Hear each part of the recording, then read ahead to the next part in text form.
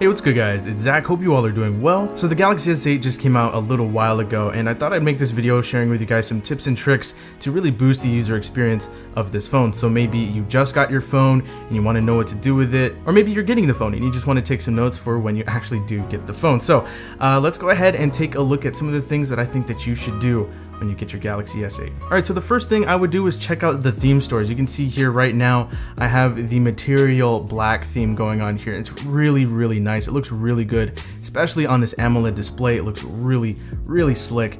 And let's go ahead and check out some of these themes here. Just long press on the home screen, go to wallpapers and themes, and you should see it. You tap on the themes down here and you can check out all of the themes that you have installed. Of course, I only have one. There's the default one right there.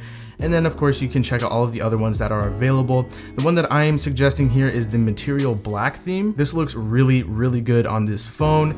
And yeah, you can get little previews here, you know, checking out to see what it's like before you actually get it. When I got it, it was free. I'm not sure if it's gonna stay that way, but it should be free.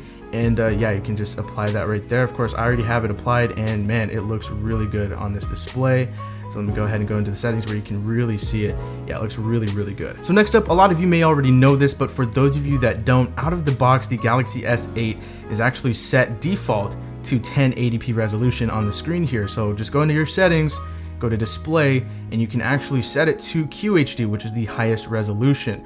So it is actually defaultly set to full HD right there. You can go ahead and change it to WQHD plus and hit apply, and it'll apply, and you'll have the highest resolution that you can get on this screen. All right, so the S8 is already a pretty fast phone, but this next thing will help you make your S8 feel a lot faster. So go ahead and go into your settings, go to About Phone, go to Software Information, and tap on the build number a few times until you see at the bottom developer mode will be enabled. So you can go ahead and there you go, right below About Phone, you now have developer options. Go ahead and go in here, scroll down until you see, there we go, window animation scale, and you can change all of these to 0.5, and that'll make everything seem really nice and quick. As you can see here, animations are a bit faster. So if I go back into the settings here, for example, you can see the animations are a good amount faster now. So that's something really cool. If I go home, you can see that it's nice and fast. All right, so the next thing is for this Bixby button here. A lot of people don't like Bixby. I actually think it's okay right now. It's still in its young stages. I'm not really gonna go into what I think about Bixby, but a lot of people don't really like it, and they want to be able to remap this button, as I'm running low on battery right now. I haven't charged this thing in forever, but long story short, at first, we were able to remap this button with an application. Second, Samsung said, nope, you can't do that. So they kind of disabled the ability to do that. But now we actually, you know, developers have swung back, so to speak, and we are now able to actually do this. The application is called BX Actions. So go ahead and download this application, and basically you can just remap to do very simple things. Unfortunately, you can't do double tap or long press with this. You can just, you know, set it to open up something very, very simple, like an application of your choice, or, you know, Google Assistant, which is pretty much what most people want to do. And now that I'm at the home screen here, I can go ahead and hit the Bixby button, and there you go, Google Assistant pops right up. Of course, it's getting what I'm saying. So you can actually reset it to open up an application of your choice. So if you want it to open up, if you want it to open up something like, I don't know, like the clock or the calendar or the calculator. Let's just do the calculator. For example, I'm at the home screen and I just want to open up the calculator real quick. Just hit the button and there you go.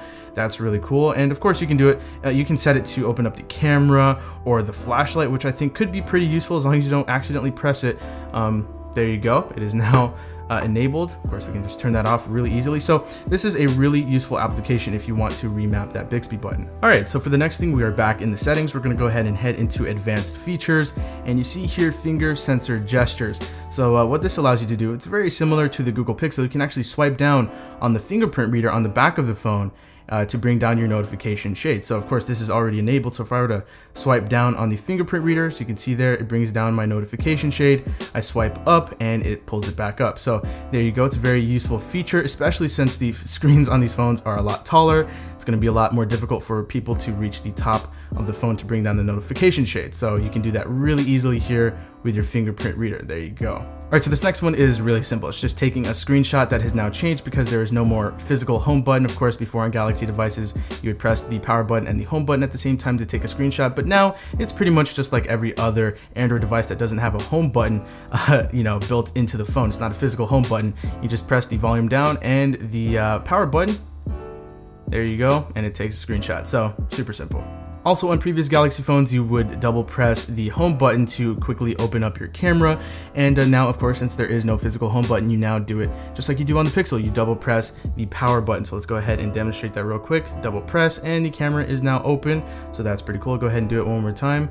There you go. It's really nice and fast. It's just on a different button now. All right, so we're back in the settings, and this time we're going to go to display, and then we're going to go ahead and go to navigation bar, and this is where we can change up the navigation bar since we have these software keys now. All right, so the first thing that you can do is you can actually change the color background of the navigation bar. So if I went ahead and tapped on this, you can choose from these presets, and as you can see, these are some pretty nice colors, but of course you can choose whatever color you want, whatever color you would like to see, you can make it happen here for this navigation bar.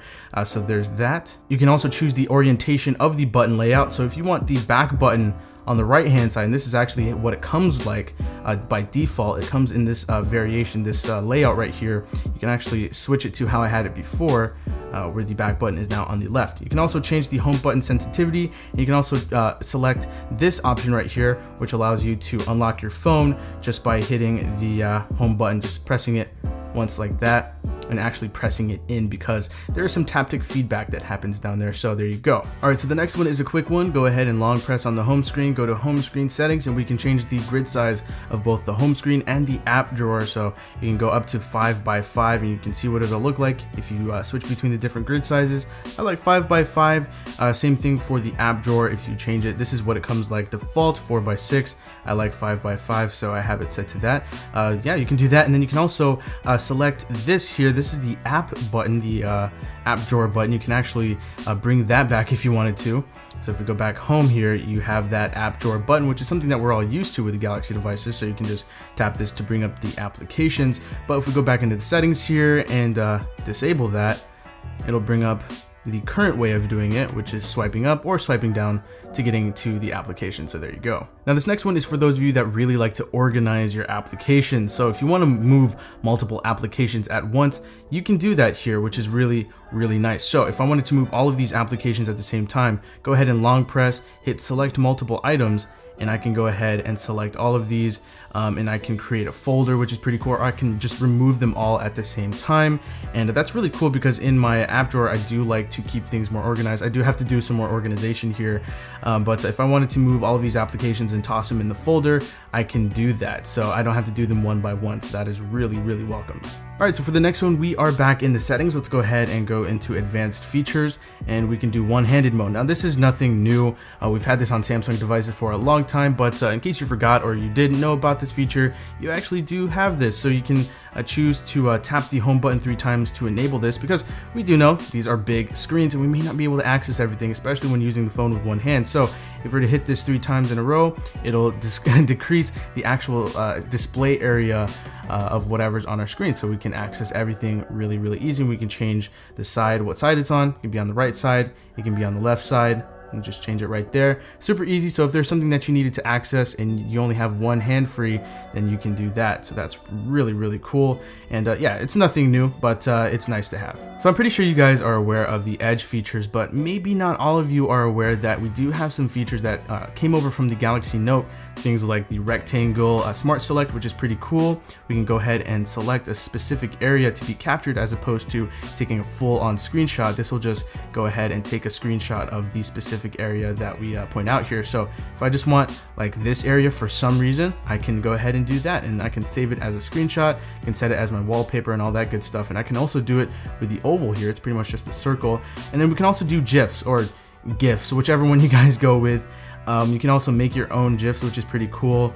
And yeah, so that's pretty cool. Just another thing to note. And just to close things out, because we are running Android 7.0 Nougat here, we do have a blue light filter. So in case you didn't already know about this, we do have a blue light filter, and you can actually set it to enable itself during a certain point of every day, so that's cool. And then one of my most favorite features is double tapping the recent apps button, because we are running Android Nougat, double tapping this to jump back to our previously used application. So that's really cool, and it works really well, nice and quick. So there you go, that's pretty much it. And my last tip would be probably to pick up a D brand skin, and I could not be more serious about this, because as you'd expect, I mean, there's just so many fingerprints on here, and of course, you know, just get a microfiber cleaning cloth and you're done.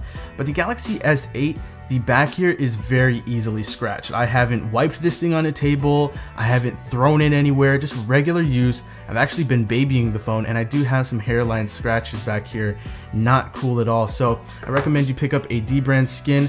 This is their Black Dragon skin. I'll leave a link for it down below in the description, but there you go, that's pretty much been it. I hope you guys found this video useful. If you did, feel free to hit that like button, subscribe to the channel if you haven't already, but that does it for me. I'll talk to you guys in the next video, and thank you so much for watching.